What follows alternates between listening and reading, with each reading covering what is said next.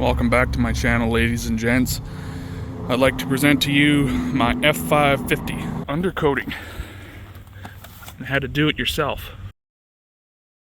This is a little bit oily because this truck's got a pretty good oil spill. It's also got a really bad exhaust leak right there. So a few things I still need to work on, but nevertheless, if you take a look, everything under here kind of has this on it.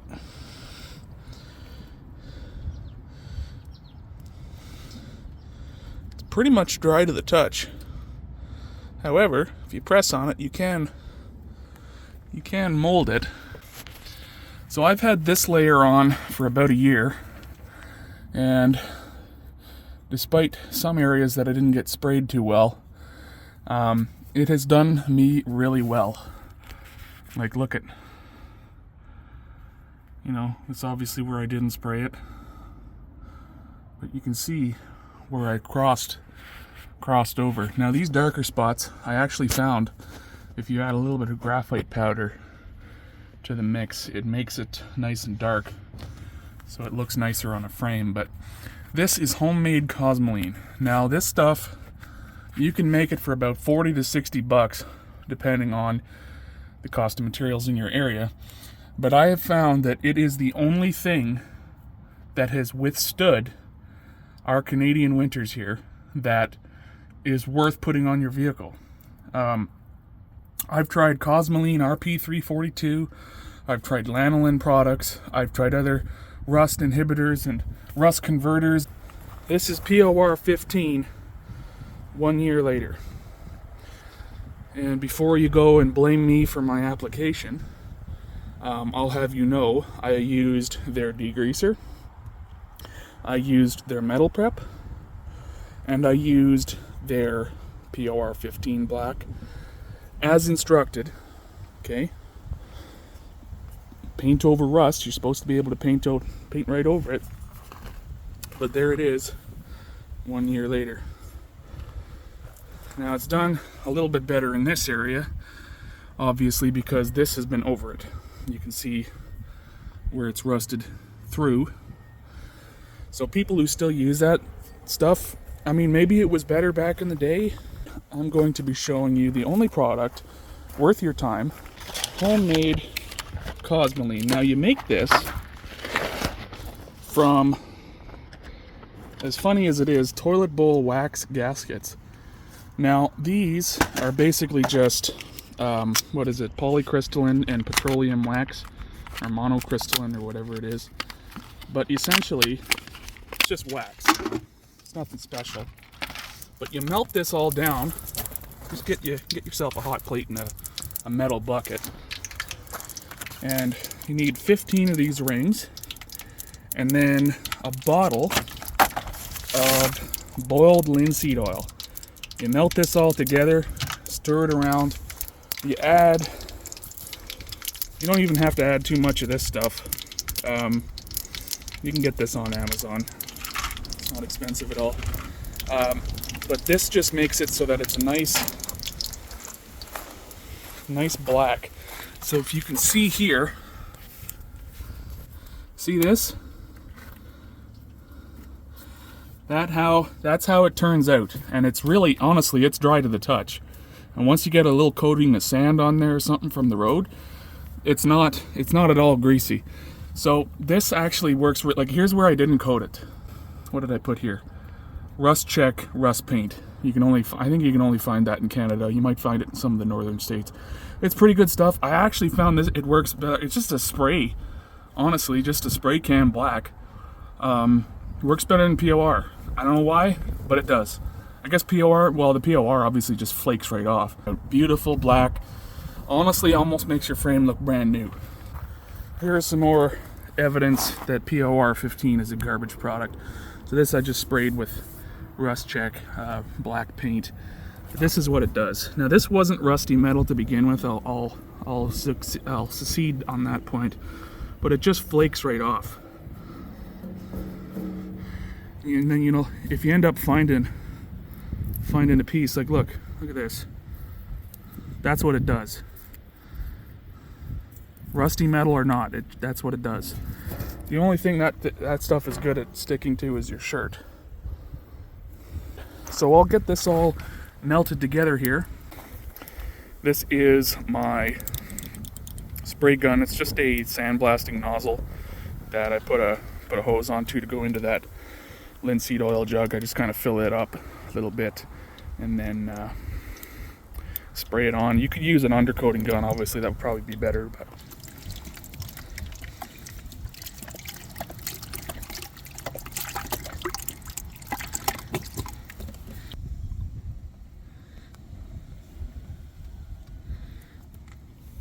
now I had all this frame actually coated with our cosmoline RP342, and I'm not saying it's not a good product, like it works better than most, but here's the real evidence right here.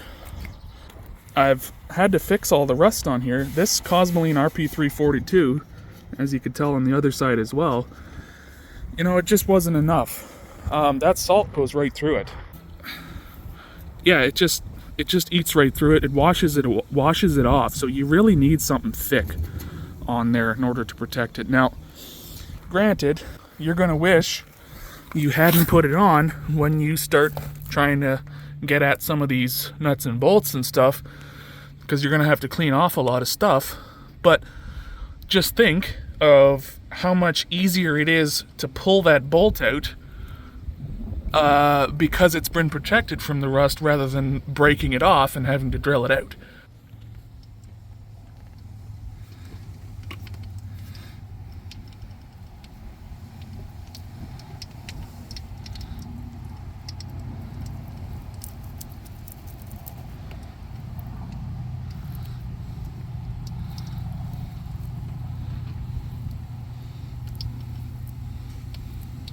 You can, of course, brush this on, but I don't know, I find it easier to spray it on.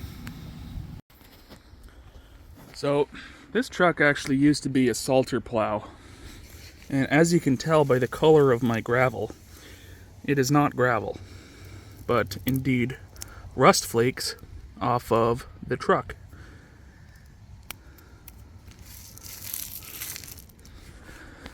And this is what a POR 15 spill looks like in the driveway, so that's great.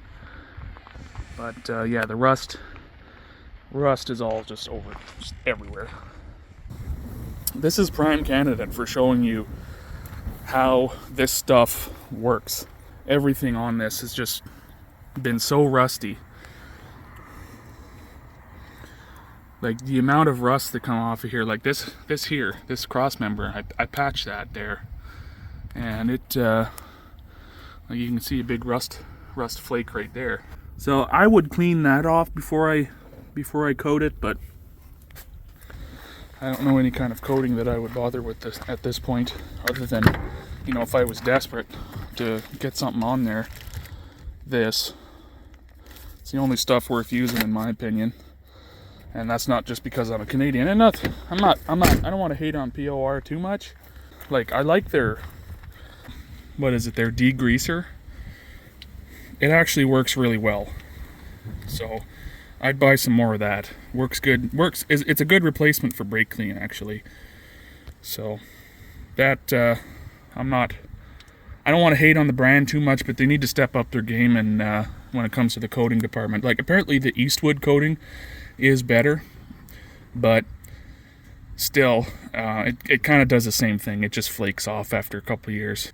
So really, you know, like when you're talking about the price, this is my point here. Look at the price of this. It's going to be like $40 to $60, really, and you can't hardly get a friggin' quart of POR 15 for that price. You know, and then you need to buy the degreasers and metal prep, and if like 3 buckets of this does the whole truck, you really can't complain, you know. And look at how much money, even if you were to spray paint this whole thing with those, like, whether it's Tremclad or any kind of Rust-Oleum products or what have you, you know, the reapplication, you know, you're gonna spend hundreds of dollars on spray cans to do this whole truck. Why not just do this? Like, it's dry to the touch, it protects everything, it looks good, you know. All right, I added a little bit more graphite, but I don't think it really changed the color any darker. But I tried some here just with the brush, so looks pretty good. But I think the brush, it doesn't quite get it on there thick enough. This is why I say spraying it on is probably a little bit easier. But I'll try brushing a little bit of it here and there anyway.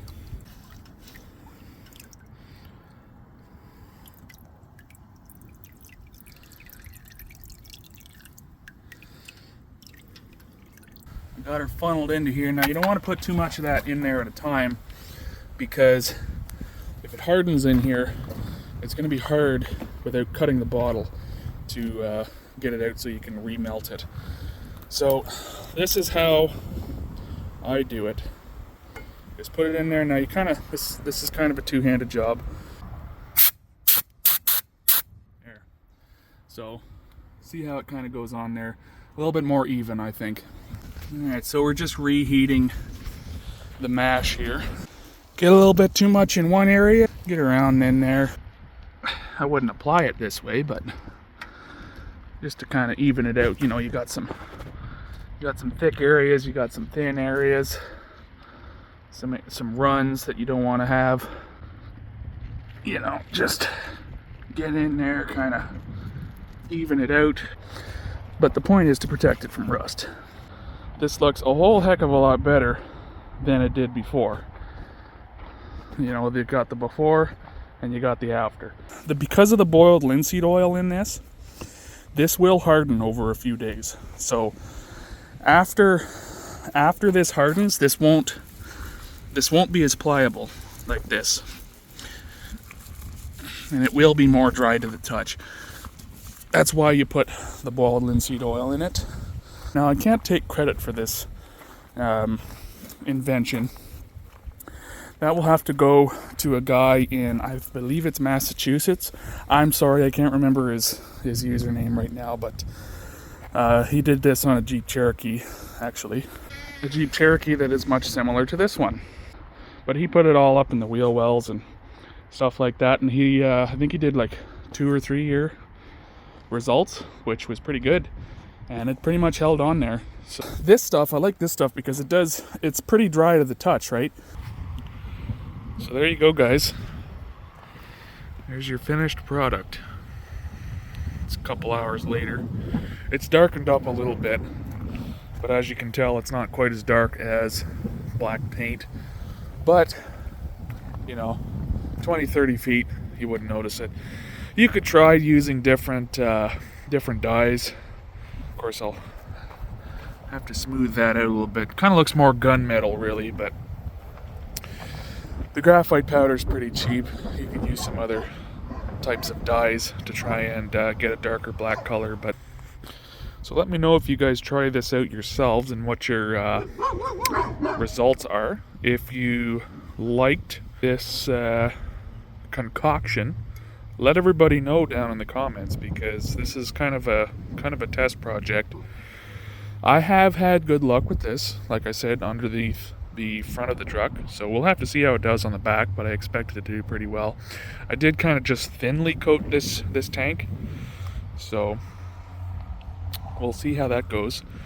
See if the thin coating washes off and only leaves the thick coating, but yeah, let us know. Now, I know this isn't what my channel is kind of usually about, but trying to kind of break into some more different stuff here. The Aprilia stuff hasn't really gone anywhere in the past couple years, but I mean, it's on the one hand it's not going anywhere, but on the other hand it's not going anywhere, so don't worry. But in any regard, have a good day, guys. See you later.